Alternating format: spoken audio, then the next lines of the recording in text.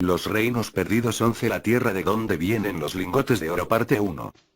Hubo un hombre en la tierra de Uz cuyo nombre era Job.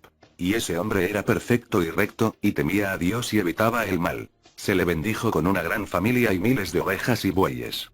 Era el hombre más grande de Oriente. Entonces, un día, los hijos de los dioses fueron a presentarse ante Yahvé, y Satán estaba entre ellos. Y Yahvé le preguntó a Satán dónde había estado. Y Satán respondió: recorriendo la tierra, paseándome por ella. Así comienza el relato bíblico de Job, el hombre justo al que Satán puso a prueba para ver los límites de la fe del hombre en Dios. Cuando las calamidades comenzaron a caer sobre Job, y éste empezó a cuestionarse los caminos del Señor, 3 de sus amigos acudieron a él desde tierras distantes para llevarle su simpatía y su cariño. Mientras Job expresaba en voz alta sus quejas y sus dudas acerca de la sabiduría divina, sus amigos le hablaban de las muchas maravillas de los cielos y la tierra que solo Dios conocía. Entre ellas estaban las maravillas de los metales y sus veneros, y el ingenio para encontrarlos y extraerlos de las profundidades de la tierra. Sin duda, hay para la plata un venero y un lugar donde se refina el oro. Donde se obtiene hierro de los minerales y de las piedras fundidas sale el cobre. Él pone fin a la oscuridad, explora lo que hay de valor de las piedras en las profundidades y en la oscuridad. Abre el arroyo lejos del poblado, donde se mueven los hombres olvidados y extraños. Hay una tierra de la que vienen los lingotes, cuyas entrañas están agitadas como con fuego. Un lugar donde las piedras son verde azuladas, que tiene las vetas de oro. Ni siquiera el buitre conoce el camino, ni el ojo del halcón lo discierne. Allí pone su mano sobre el granito, derrumba de raíz las montañas.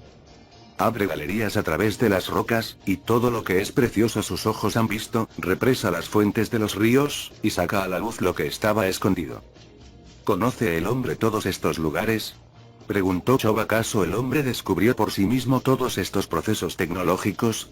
Y, desafiando a sus 3 amigos, les pregunta: ¿de dónde provienen este conocimiento de minerales y metales?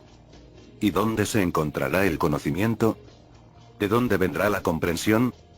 Ningún hombre conoce su camino. Su origen no está donde moran los mortales.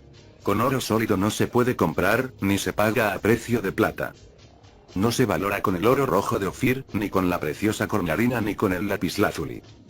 No se le compara el oro ni el cristal, ni su valor en vasijas de oro. El coral negro y el alabastro no merecen ni mención.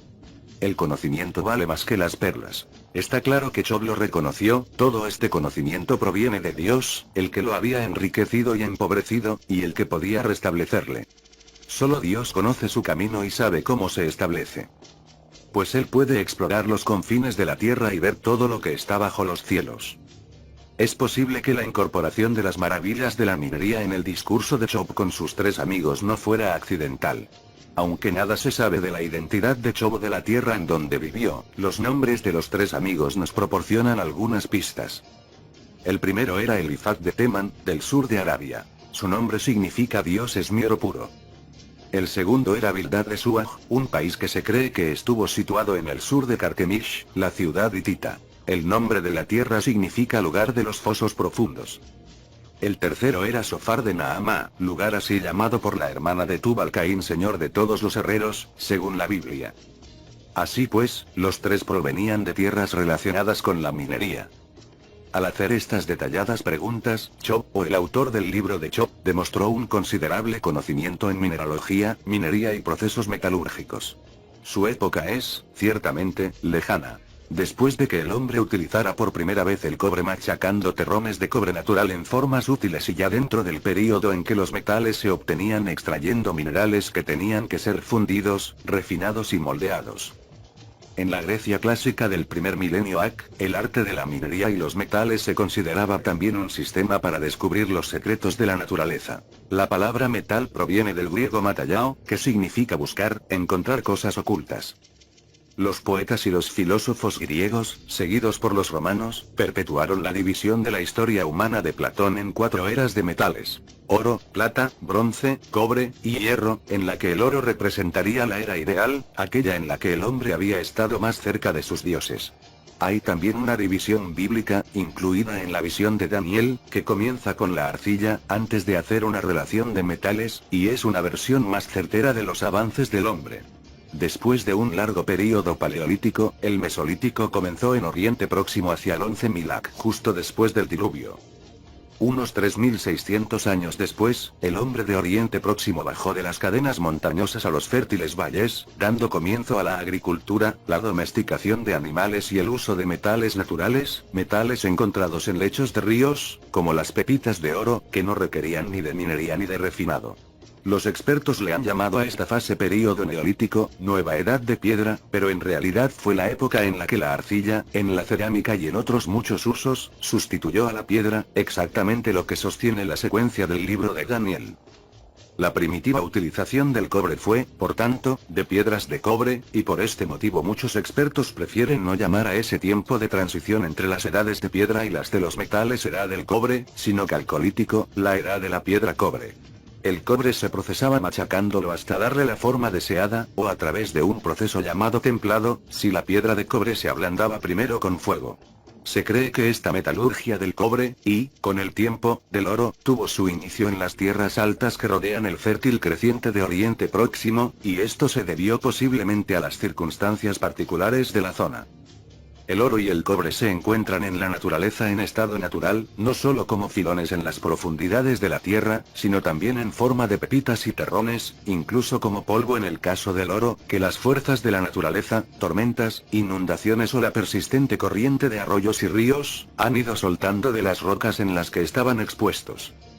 Los terrones naturales de estos metales se encontrarían, por tanto, cerca o en los lechos fluviales. Luego, habría que separar el metal del lodo o de la grava lavándolo con agua, cribado, o cerniéndolo con tamices. Aunque esto no implica la perforación de túneles, este método recibe el nombre de minería de placer. La mayoría de los expertos cree que este tipo de minería se practicaba en las tierras altas que circundan el fértil creciente de Mesopotamia y las costas orientales del Mediterráneo, ya en el quinto milenio AC, y con seguridad antes del 4000 AC. Es este un proceso que se ha venido usando a lo largo de los tiempos. Pocos son los que saben que los mineros del oro de las famosas fiebres del oro del siglo XIX no eran en realidad mineros que se introducían en las profundidades de la tierra en busca del metal, como en el caso, por ejemplo, de la minería del oro del sur de África. En realidad, realizaban minería de placer, cerniendo la grava lavada en los lechos fluviales en busca de pepitas o polvo de oro. Durante la fiebre del oro del Yukon en Canadá, por ejemplo, los mineros, utilizando un mínimo de herramientas, dijeron haber recogido más de 28 toneladas de oro al año en sus mejores momentos, hace un siglo. La producción verdadera fue, probablemente, el doble. Y es curioso que, aún en nuestros días, estos mineros de placer sigan encontrando varias toneladas de oro al año en los lechos de los ríos Yukon y Klondike, y en sus afluentes. Hay que reseñar que, aunque tanto el oro como el cobre se podían conseguir en estado natural, y el oro era incluso más adecuado para su utilización porque, a diferencia del cobre, no se oxida, el hombre de Oriente Próximo de aquellos primeros milenios no utilizaba el oro, sino que se limitaba a usar el cobre. Este fenómeno se relata sin más explicación. Pero, según nuestra opinión, la explicación habría que encontrarla en ideas que resultaban familiares en el Nuevo Mundo, que el oro era un metal que pertenecía a los dioses. Cuando empezó a usarse el oro, a comienzos del tercer milenio AC o algunos siglos antes, fue para realzar los templos, literalmente, casa de Dios, y para hacer vasijas con las que servir a los dioses que había en ellos.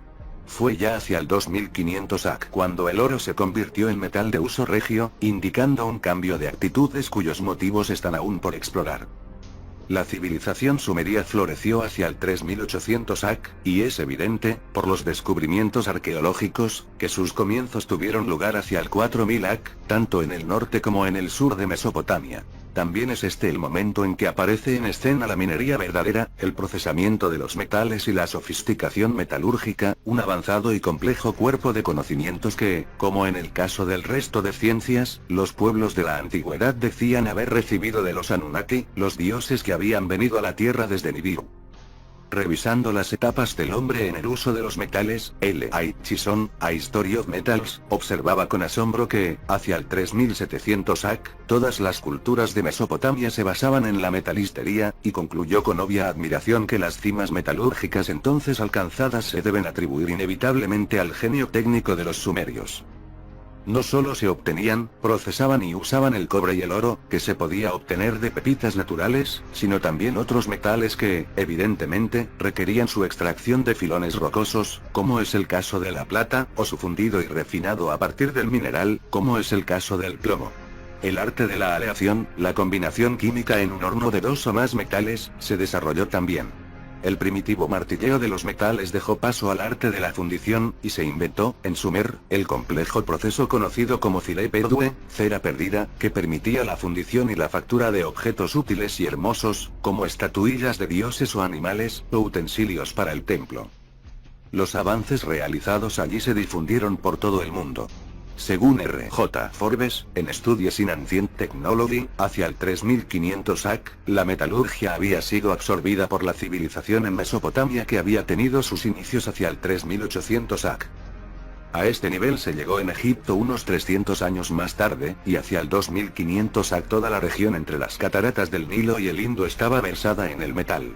Por esta época, parece que se inició la metalurgia en China, pero los chinos no se convirtieron en verdaderos metalúrgicos hasta el período Longshan, entre el 1800 y el 1500 AC. En Europa, los objetos de metal más antiguos difícilmente aparecen antes del 2000 AC. Antes del diluvio, cuando los Anunnaki estuvieron extrayendo oro en el sur de África para sus propias necesidades en Nibiru, los minerales fundidos se embarcaban en naves sumergibles hasta Suedin. Navegando a través de lo que es ahora el mar de Arabia y, luego, el Golfo Pérsico, entregaban sus cargas para el procesamiento y refinado final en Bativirá, una especie de Pittsburgh antediluviana. Este nombre significa lugar fundado para la metalurgia.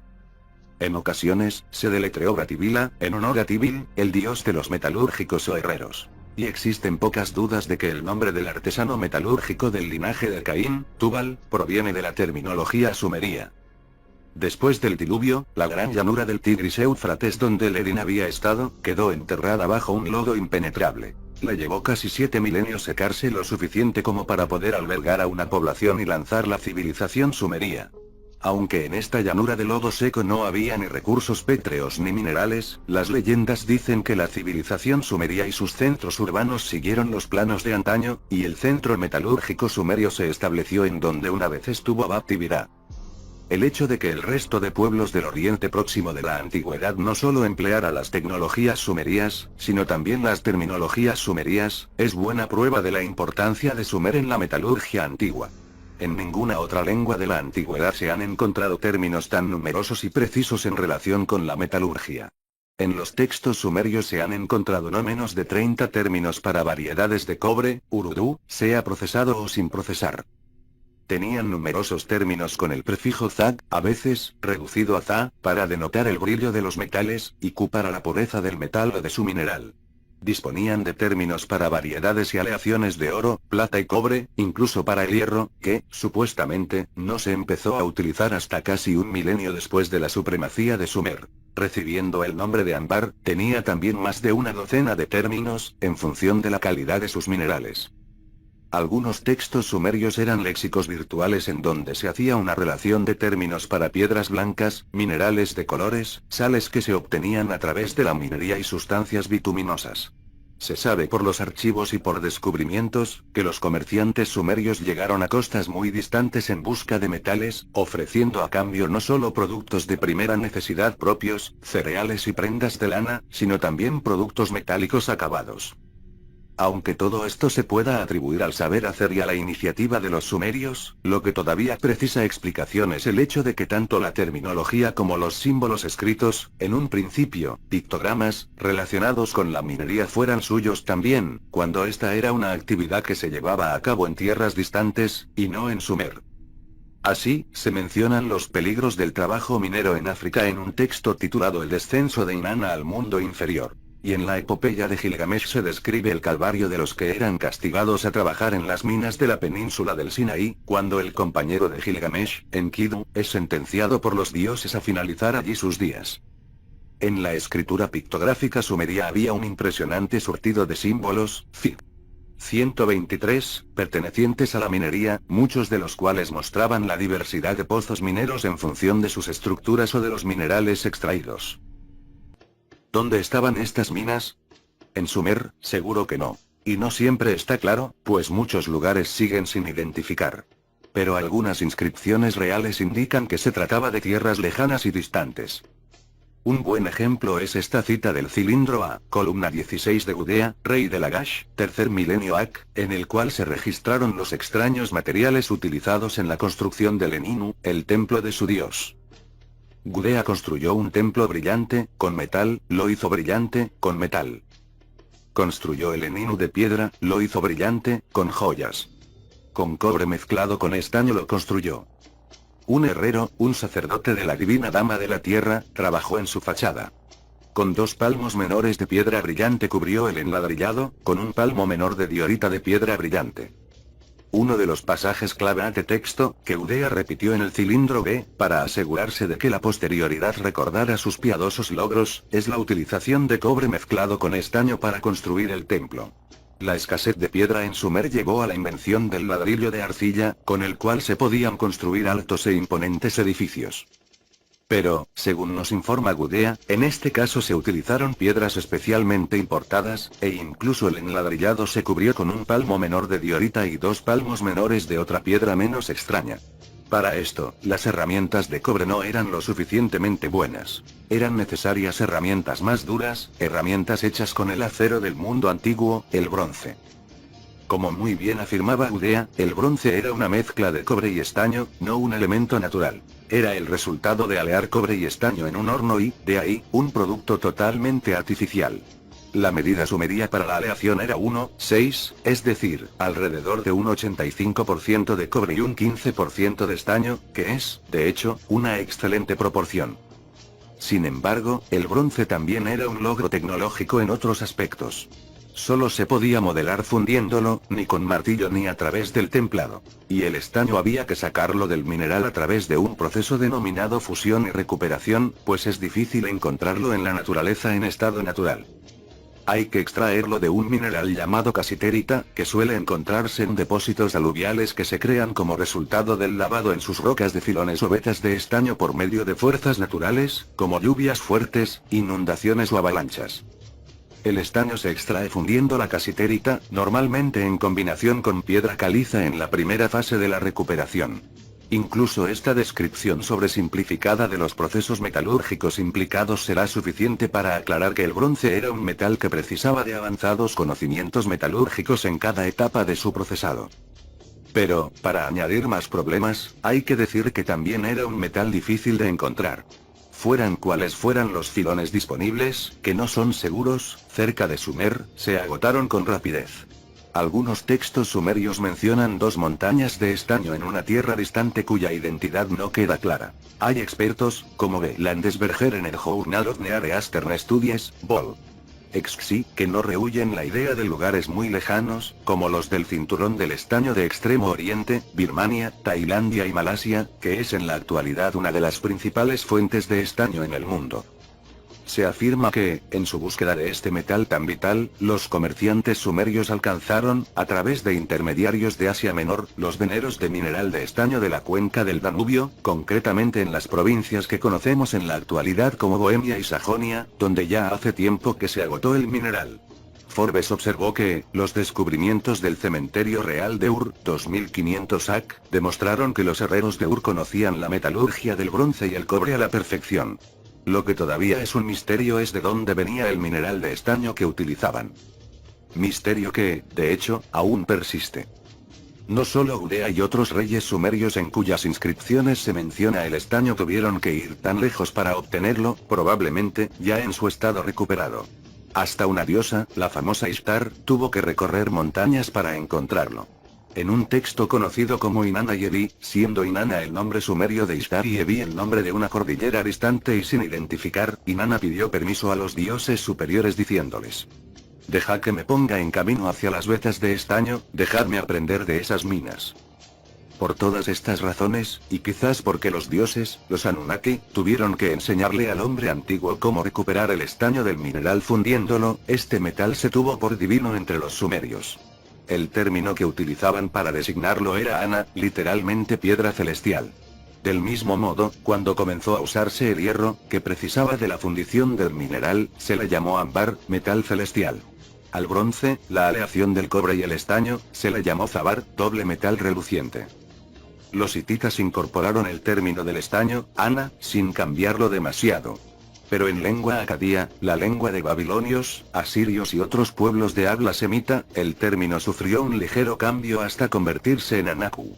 Este término solía significar estaño puro anaku. Pero nos preguntamos si el cambio pudo reflejar una relación más estrecha e íntima del metal con los dioses Anunnaki, pues también se ha encontrado escrita como Anakum, que significa aquello que pertenece o proviene de los Anunnaki. Este término aparece en la Biblia en varias ocasiones. Finalizando con una suave KH, identificaba una plomada de estaño, como en la profecía en la que Amos visualiza al Señor sosteniendo una Anak para ilustrar su promesa de no apartarse más de su pueblo de Israel. Como Anak, el término significaba collar, reflejando con ello el alto valor que se le daba a este brillante metal por su escasez, que lo hizo tan precioso como la plata. Y también significaba gigante, una interpretación hebrea, tal como sugerimos en un libro anterior, del mesopotámico Anunnaki. Es una interpretación que evoca sospechosas relaciones tanto con las leyendas del Viejo Mundo como con las del Nuevo Mundo, al atribuir a los gigantes esta o aquella hazaña. Todas estas relaciones del estaño con los Anunnaki pudieron surgir por su papel original al concederle a la humanidad este metal, así como los conocimientos requeridos para su extracción. De hecho, la pequeña pero significativa modificación desde el sumerio Ana hasta el acadio Anaku sugiere determinado marco temporal. Está bien documentado, tanto por los descubrimientos arqueológicos como por los textos, que la gran expansión de la Edad del Bronce se ralentizó hacia el 2500 AC. El fundador de la dinastía acadía, Sargón de Akkad, valoraba tanto este metal que lo prefirió antes que el oro o la plata para conmemorarse a sí mismo, Fig. 124, hacia el 2300 AC. Los historiadores de la metalurgia han confirmado que hubo un declive en el suministro de estaño debido a que el porcentaje de estaño en el bronce siguió bajando, y debido también al descubrimiento en diversos textos de que la mayor parte de los objetos de bronce nuevos se elaboraba con bronce viejo, fundiendo objetos más antiguos y mezclándolos con la aleación fundida con más cobre, reduciendo a veces el contenido de estaño hasta un 2%. Después, por razones desconocidas, la situación cambió súbitamente. Forbes decía que, solo desde la Edad Media del Bronce en adelante, desde alrededor del 2200 AC, se utilizaron verdaderas formas de bronce, y aparecen con más regularidad unos altos porcentajes de estaño, y no solo para formas intrincadas, como en el período más antiguo. Los reinos perdidos, la tierra de lingotes de oro, parte 2. Tras darle a la humanidad el bronce, que impulsó las grandes civilizaciones del cuarto milenio AC, parece que los Anunnaki llegaron de nuevo al rescate más de un milenio después. Pero mientras que, en el primer caso, las desconocidas fuentes de estaño parece que estaban en el Viejo Mundo, la del segundo caso es un completo misterio. Así pues, esta es nuestra atrevida hipótesis. La nueva fuente de estaño estaba en el Nuevo Mundo. Sí, como creemos, el estaño del Nuevo Mundo llegó a los centros de civilización del Viejo Mundo, solo pudo hacerlo desde un sitio: el lago Titicaca. Y esto, no por su nombre, que, como ya hemos visto, significa lago de las piedras de estaño, sino porque esta parte de Bolivia sigue siendo, milenios después, la principal fuente de estaño del mundo. El estaño, aunque no excepcional, sí que se considera un mineral escaso, que solo se encuentra en cantidades industriales en unos pocos lugares. En la actualidad, el 90% de la producción mundial proviene de Malasia, Tailandia, Indonesia, Bolivia, Congo-Brazzaville, Nigeria y China, en orden descendente. Las fuentes más antiguas, como las de Oriente Próximo o Europa, se agotaron. En todas partes, la fuente de estaño es la casitérica aluvial, el mineral de estaño oxidado que las fuerzas de la naturaleza lavaron de sus filones. Solo en 2 lugares se han encontrado los filones originales de mineral de estaño: en Cornualles, Gran Bretaña, y en Bolivia. El primero se agotó. El último sigue abasteciendo al mundo desde montañas que parecen ser en verdad montañas de estaño, tal como las describía el texto sumerio de Inanna. Estos ricos pero difíciles recursos mineros, en alturas que exceden los 3500 metros, se concentran principalmente al sudeste de La Paz, la capital de Bolivia, y al este del lago Poto. La casitérita fluvial más fácil de obtener en lechos de ríos ha sido la de la costa oriental del lago Titicaca. Era allí donde el hombre antiguo recolectaba el mineral por su muy apreciado contenido, y en donde este tipo de producción continúa todavía.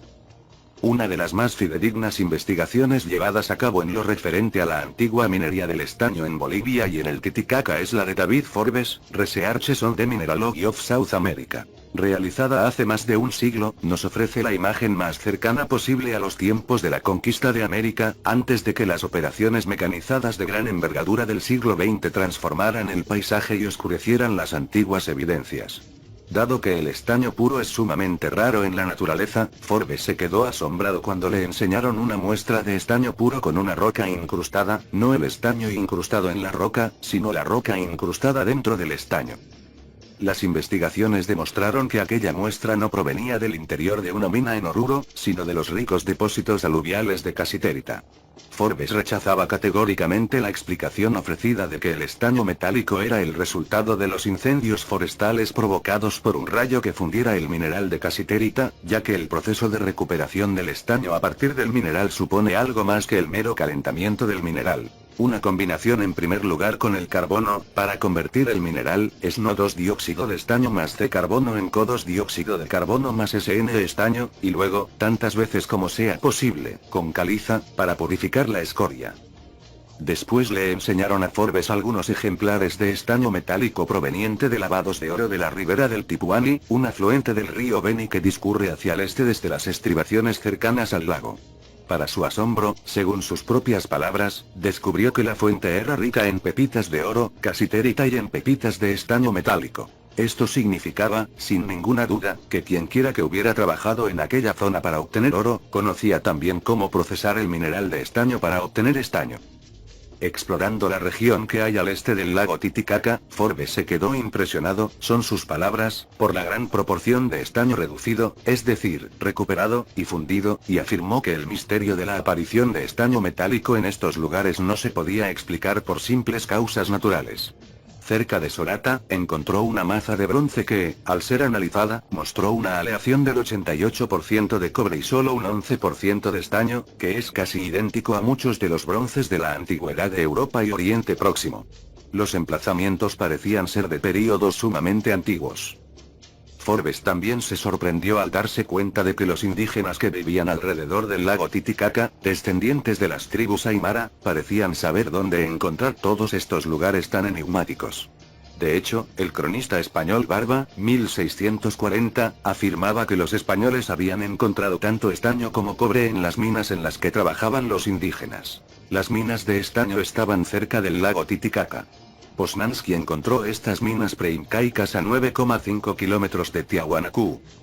Él y otros después de él confirmaron la sorprendente presencia de objetos de bronce en Tiahuanacu y sus inmediaciones, y ofreció el convincente argumento de que la parte trasera de las hornacinas de la Puerta del Sol habían estado cubiertas con paneles de oro que giraban sobre unas bisagras o puntas giratorias que tenían que ser de bronce para soportar el peso.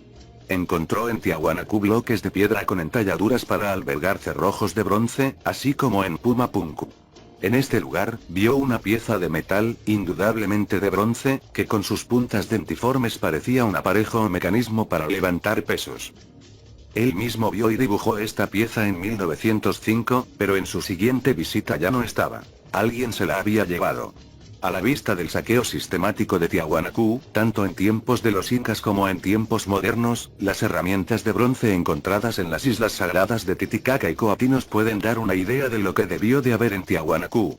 Entre estos descubrimientos hay barras, palancas, cinceles, cuchillos y hachas de bronce. Herramientas todas ellas que podrían haber servido para el trabajo de construcción, si no lo hicieron también en operaciones mineras. De hecho, Poznański comenzó el cuarto volumen de su tratado con una introducción acerca de la minería en tiempos prehistóricos en el altiplano boliviano en general y en las inmediaciones del lago Titicaca en particular.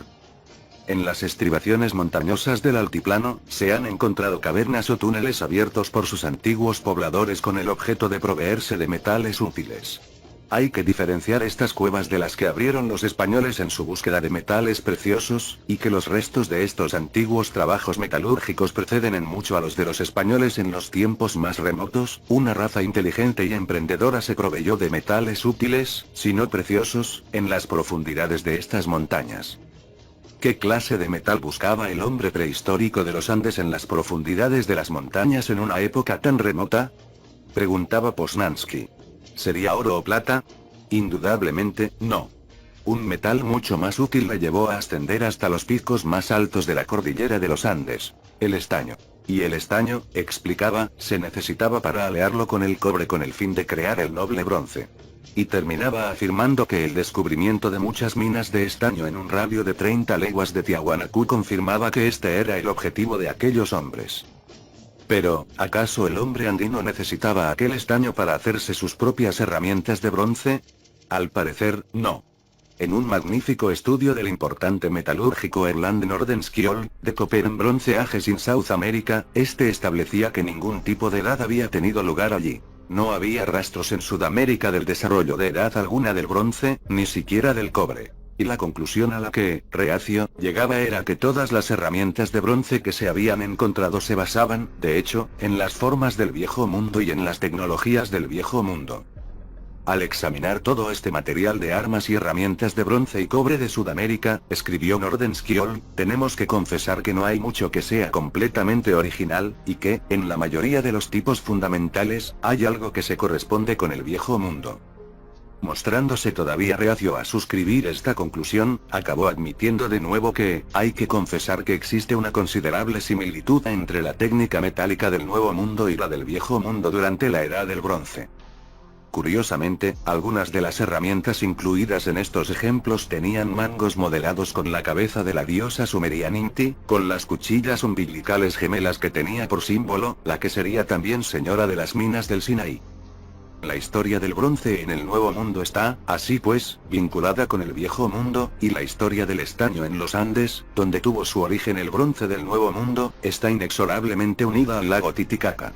Y, en ello, Tiahuanacu jugó un papel fundamental, vinculada con los minerales que la rodeaban. Si no, ¿por qué se construyó allí?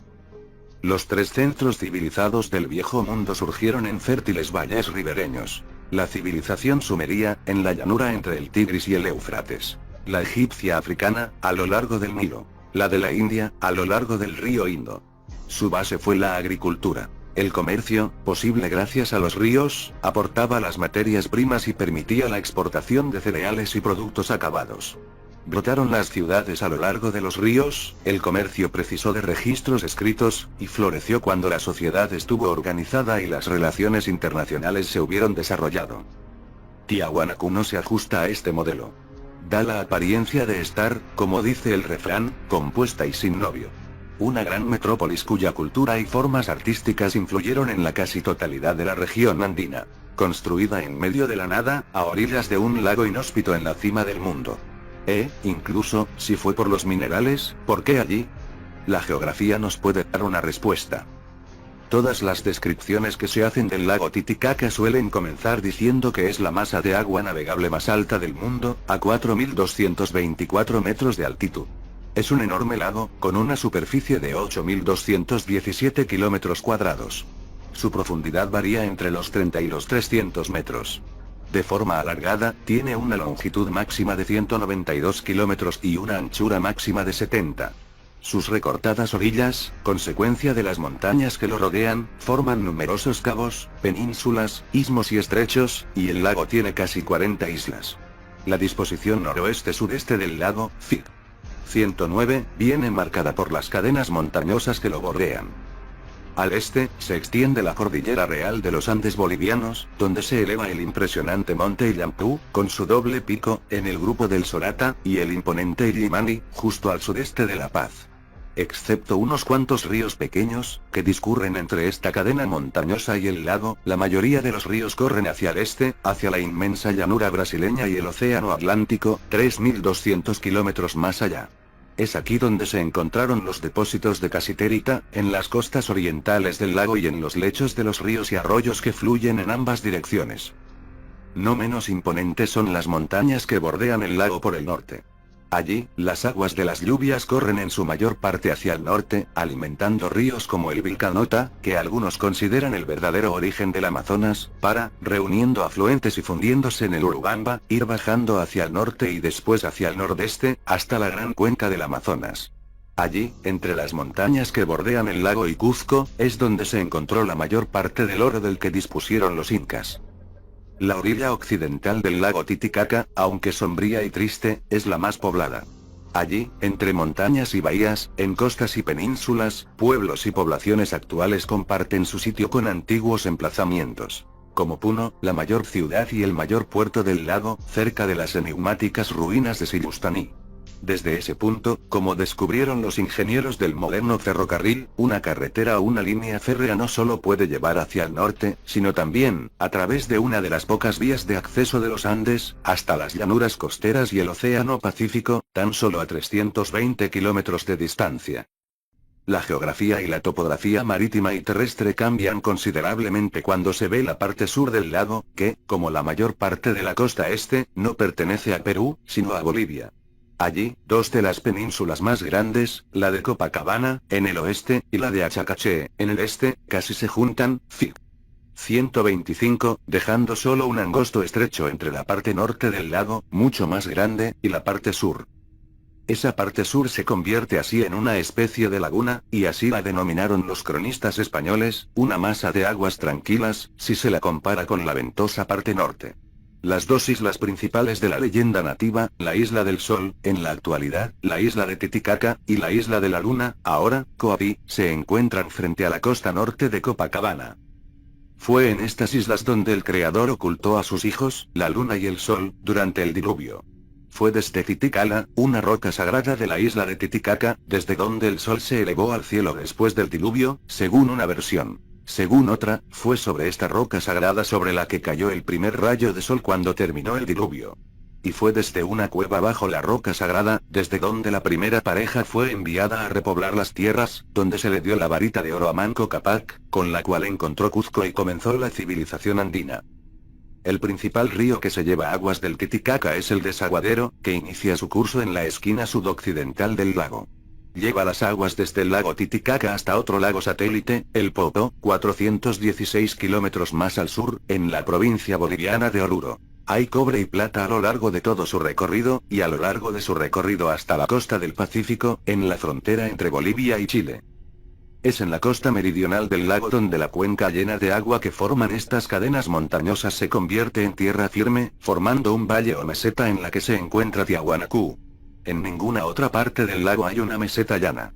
En ninguna otra parte hay una laguna cerca que conecte con el resto del lago, haciendo factible el transporte por agua. En ninguna otra parte alrededor del lago hay un lugar como este, con pasos montañosos en las tres direcciones terrestres, y por el agua hacia el norte. Y en ninguna otra parte estaban tan a mano los preciados metales, oro y plata, cobre y estaño. Tiahuanacu estaba allí porque era el mejor lugar para ser lo que fue. La capital metalúrgica de Sudamérica, del Nuevo Mundo. Los diversos modos en que se ha deletreado su nombre, Tiahuanacu, Tiahuanaco, Tiwanaku, Tianacu, no son más que esfuerzos por capturar la pronunciación del nombre que conservaron y transmitieron los indígenas de la zona. Sugerimos que el nombre original fue Tiwanaku, el lugar de Titianacu, ciudad estaño.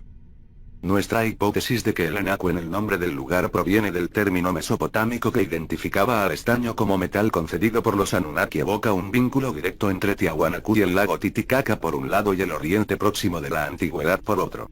Existen evidencias que apoyan esta hipótesis. El bronce acompañó la aparición de civilizaciones en Oriente Próximo y llegó a su plena utilización metalúrgica allá por el 3500 AC. Pero hacia el 2600 AC más o menos, los suministros de estaño, tras una fase de disminución, estuvieron a punto de agotarse. Después, súbitamente, hacia el 2200 AC, aparecieron nuevos suministros. De algún modo, los Anunnaki intervinieron para dar fin a la crisis del estaño y salvar las civilizaciones que habían dado a la humanidad. ¿Cómo lo lograron? Echemos un vistazo a algunos hechos conocidos. Hacia el 2200 AC, cuando los suministros de estaño en Oriente Próximo aumentaron abruptamente, un enigmático pueblo apareció en aquel escenario. Sus vecinos les llamaron casitas.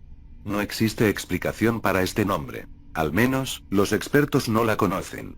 Pero se nos antoja que pudiera ser el posible origen del término casiterita, por el cual se ha conocido desde la antigüedad al mineral del cual se extrae el estaño. Esto supondría reconocer a los casitas como el pueblo que pudo suministrar el mineral o como el pueblo que venía de donde se encontraba el mineral. Plinio, el erudito romano del primer siglo DC, decía que el estaño, que los griegos llamaban casiteros, era más valioso que el plomo. Afirmaba que los griegos lo valoraban desde la guerra de Troya, y, de hecho, Hornero lo menciona por el término casiteros. La guerra de Troya tuvo lugar en el siglo XIII AC, en el extremo occidental de Asia Menor, donde los antiguos griegos entraron en contacto con los hititas, o, quizá, con los indoeuropeos, primos suyos.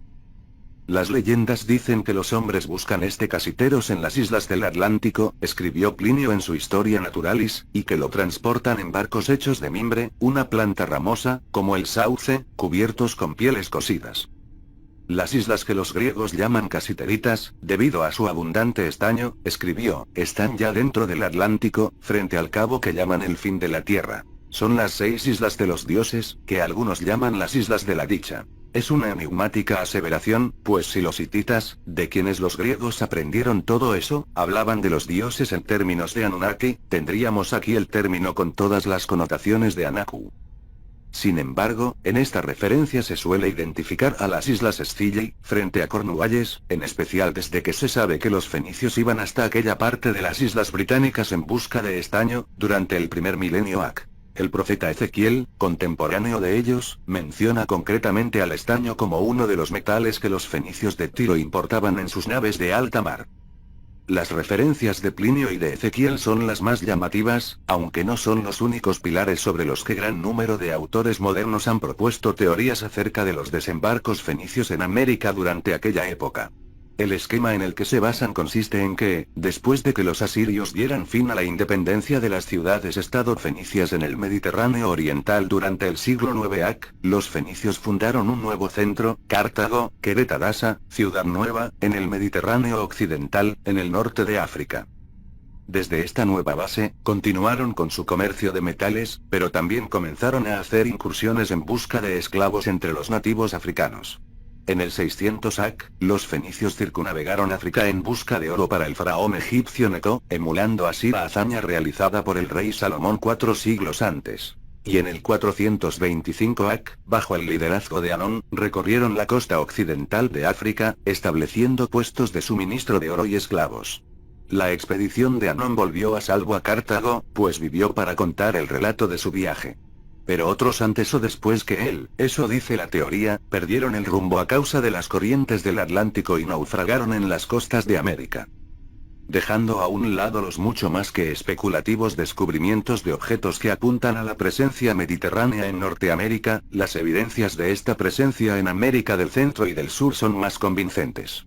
Uno de los pocos académicos que ha vuelto la cabeza en esta dirección es el profesor Cyrus H. Gordon, Before Columbus y Riddles in History. Recordando a sus lectores una mención anterior acerca de la identidad del nombre de Brasil con el término semita Barcel, hierro, reconocía más tarde el crédito que le merecía la llamada inscripción de Paraíba, que apareció en este lugar del norte de Brasil en 1872. Su desaparición poco después, y las vagas circunstancias de su descubrimiento, llevaron a la mayoría de los expertos a considerarla un fraude, especialmente porque, si se aceptaba como auténtica, hubiera socavado la idea de que no había habido contactos entre el viejo y el nuevo mundo. Pero Gordon, con gran erudición, defendió que se aceptara como auténtica la inscripción, que era un mensaje que había dejado el capitán de un barco fenicio, separado de los otros barcos que le acompañaban a causa de una tormenta, que había partido de Oriente Próximo hacia el 534 AC. La norma en estos estudios es que, en primer lugar, el descubrimiento de América fue accidental, consecuencia de un naufragio o de haber perdido el rumbo por causa de las corrientes oceánicas. Y en segundo lugar, que sucedió en el primer milenio AC, siendo más probable la segunda mitad de ese milenio.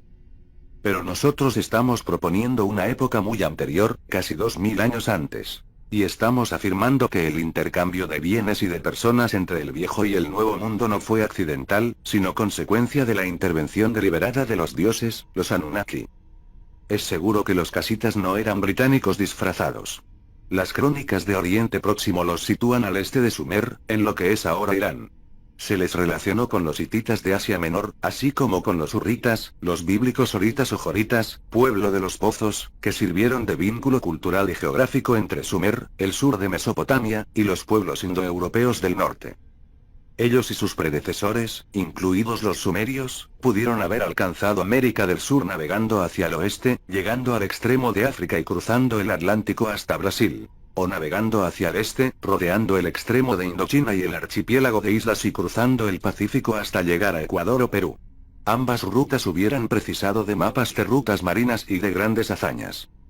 Pero hemos de concluir que estos mapas sí que existían. Los Reinos Perdidos 11, la Tierra de los Lingotes de Oro, parte 3. La sospecha de que algunos navegantes europeos tuvieron acceso a mapas antiguos comienza con el mismísimo Colón. En la actualidad, la mayoría de los expertos supone que éste sabía a dónde estaba yendo, porque a través de Paolo del Pozzo Toscanelli, astrónomo, matemático y geógrafo de Florencia, había obtenido unas copias de cartas y mapas que Toscanelli había enviado a la Iglesia y a la corte de Lisboa en 1474, urgiendo a los portugueses para que intentaran la ruta occidental a la India, en lugar de circunnavegar África. Tras abandonar siglos de un petrificado dogma geográfico basado en las obras de Ptolomeo de Alejandría, siglo UAC, Toscanelli recogió las ideas de los eruditos griegos precristianos, como Hiparco y Eudoxo, de que la Tierra era una esfera, y tomó sus medidas y su tamaño de los sabios griegos de siglos atrás. La confirmación de estas ideas la encontró en la misma Biblia, en el profético libro de Esdras II, que formaba parte de la Biblia en su primera traducción latina, en el que claramente se habla de un mundo redondo. Toscanelli aceptó todo esto, pero calculó mal la anchura del Atlántico. También creía que las tierras que se extendían a unos 6.200 kilómetros al oeste de las Islas Canarias eran las de Asia. Ahí fue donde Colón encontró tierra, las islas que él creía que eran las Indias Occidentales, un término equivocado que ha perdurado hasta el día de hoy. Los investigadores modernos están convencidos de que el rey de Portugal llegó a tener mapas que trazaban las costas atlánticas de América del Sur, pero unos 1.600 kilómetros más al este de las islas que descubriera Colón. Encontraron la confirmación de esta creencia en el compromiso que ordenara el Papa en mayo de 1493, que trazaba una línea de demarcación entre las tierras descubiertas por los españoles al oeste de esa línea y las tierras desconocidas, si las hubiera, al este de la línea. Esta línea norte-sur exigida por los portugueses, 370 leguas al oeste de las islas de Cabo Verde, les dio Brasil y la mayor parte de América del Sur, para sorpresa de los españoles tiempo después, pero no de los portugueses, que se cree que conocían de antemano este continente. De hecho, hasta el momento, se ha encontrado un número sorprendentemente grande de mapas de tiempos precolombinos. En algunos, como el mapa de los Médici de 1351, el Pizingi de 1367, y otros, aparece Japón como una gran isla en el Atlántico Occidental y, curiosamente, una isla llamada Brasil a mitad de camino. En otros, aparecen contornos de las Américas, así como de la Antártida, un continente cuyos rasgos están velados por la capa de hielo, sugiriendo por tanto que, por increíble que parezca, estos mapas se dibujaron basándose en datos a los que se pudo tener acceso cuando la capa de hielo desapareció, es decir, justo después del diluvio, hacia el 11.000 AC y poco después. El más conocido de estos improbables, aunque existentes, mapas es el de Piri Reis, un almirante turco, que lleva una fecha islámica equivalente al 1513 DC. Las anotaciones del almirante que aparecen en el mapa dicen que se basaba parcialmente en los mapas utilizados por Colón. Durante mucho tiempo, se supuso que los mapas europeos de la Edad Media, así como los mapas árabes, se basaban en la geografía de Ptolomeo. Pero en diversos estudios de principios de siglo se demostró que los mapas europeos más precisos del siglo XIV se basaban en la cartografía fenicia, y especialmente en la de Marino de Tiro, siglo II DC. Pero, ¿dónde obtuvo sus datos? C.H. Abgor, en uno de los mejores estudios sobre el mapa de Piri Reis y sus antecedentes, Maps of the Ancient Sea Kings, concluyó que las evidencias que ofrecen los mapas antiguos parecen sugerir la existencia en tiempos remotos, de una verdadera civilización, una civilización de un tipo avanzado. Más avanzado que Grecia o Roma, y en ciencias náuticas por delante de la Europa del siglo XVIII. Abgor reconoció que, antes que estos, todo lo que hubo fue la civilización mesopotámica, remontándose al menos 6.000 años. Pero determinados detalles de los mapas, como el de la Antártida, le hacían preguntarse si no habrían precedido a los mesopotámicos. Aunque la mayoría de los estudios sobre estos mapas se centran en sus rasgos atlánticos, los estudios de Abgor y su equipo determinaron que el mapa de Piri Reis representa también correctamente la cordillera andina. Los ríos, incluido el Amazonas, que discurre a partir de aquellas hacia el este, y la costa sudamericana del Pacífico, desde más o menos 4° sur hasta los 40 grados sur, es decir, desde Ecuador, pasando por Perú, hasta la mitad de Chile. Sorprendentemente, el equipo descubrió que el dibujo de las montañas indica que se observaron desde el mar, navegando por la costa, y que no se imaginaron. Las costas se dibujaron con tal detalle que se llega a discernir la península de Paracas. Stuart Piggott, Auxportes del Histoire, fue uno de los primeros en observar que el trecho de la costa del Pacífico de América del Sur también aparecía en las copias europeas del mapa del mundo de Ptolomeo. Sin embargo, no se mostraba como un continente más allá del inmenso océano, sino como una tierra mítica, que se extendía desde el extremo sur de China, más allá de una península llamada Quersoneso de Oro, la península de Oro, hacia el sur, hasta un continente que ahora llamamos Antártida. Esta observación impulsó al notorio arqueólogo sudamericano de E.Grasso a poner en marcha un extenso estudio de mapas antiguos. Publicó sus conclusiones en su obra La representación de América en mapas romanos de tiempos de Cristo. Al igual que otros investigadores, llegó a la conclusión de que los mapas europeos que llevaron a la era de los descubrimientos se basaban en el trabajo de Ptolomeo, que a su vez se basó en la cartografía y la geografía de Marino de Tiro y en informaciones aún más antiguas. El estudio de Grasso demuestra convincentemente que el contorno de la costa occidental de este apéndice llamado Tierra Mítica se adecua a la forma de la costa occidental de América del Sur que se introduce en el Pacífico. Y ahí es donde las leyendas situaron siempre los desembarcos prehistóricos. En las copias europeas de los mapas de Ptolomeo había un nombre que denominaba a un lugar en medio de aquella tierra mítica, Catigara. Grasso comentó que esto se encuentra donde está situado Lambayeque, el principal centro metalúrgico de oro en todo el continente americano. Nada sorprendentemente, se encuentra donde se fundó Chavín de Huántar, el prehistórico centro de procesamiento de oro, donde los olmecas africanos, los barbados semitas y los indoeuropeos se habían encontrado. ¿Acaso los casitas también estuvieron allí, o en la bahía de Paracas, más cerca de Tiahuanacu?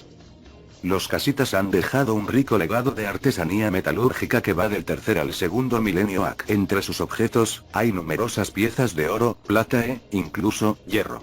Pero su metal preferido era el bronce, siendo los artífices de los bronces del Uristán, renombrados entre los historiadores del arte y los arqueólogos. Los casitas decoraban con frecuencia sus objetos con imágenes de sus dioses, Fig. 126a, y de sus héroes legendarios, entre los cuales tenían como favorito el tema de Gilgamesh luchando con los leones, Fig. 126b. Increíblemente, nos encontramos con los mismos temas y formas artísticas en los Andes. En un estudio titulado La religión en el antiguo Perú, Rebeca Carnón Caché de Girard ilustró a los dioses que los peruanos adoraban a partir de representaciones en vasijas de barro encontradas en las regiones costeras del centro y del norte. La similitud con los bronces casitas es asombrosa, Fig. 127a. Se recordará que en Chavín de Huántar, donde las estatuas representaban tipologías hititas, vimos también representaciones de la escena de Gilgamesh con los leones. Quienquiera que llegara desde el viejo mundo para contar y representar este relato allí, también lo hizo en Tiahuanacu. Entre los objetos de bronce encontrados allí había una placa, como en el Luristán de los casitas, en donde se representaba claramente la misma escena de Oriente Próximo, Fig. 127b. En todos los pueblos de la antigüedad aparecen representaciones de ángeles, los alados dioses mensajeros, los bíblicos Mabachim, literalmente emisarios. Las de los hititas, Fig. 128a, se parecen mucho a los mensajeros alados que flanquean a la deidad principal de la Puerta del Sol, Fig. 128b. Es significativo que, al reconstruir los acontecimientos de la América de la antigüedad, las características olmecas sustituyeran a las mesopotámicas en los paneles de dioses alados de Chavín de Huántar, Fig. 128c, donde creemos que se encontraron los reinos de los dioses de Teotihuacán y Tiahuanacu. En Chavín de Huántar, la deidad indoeuropea era el dios toro, un animal mítico para los escultores de allí.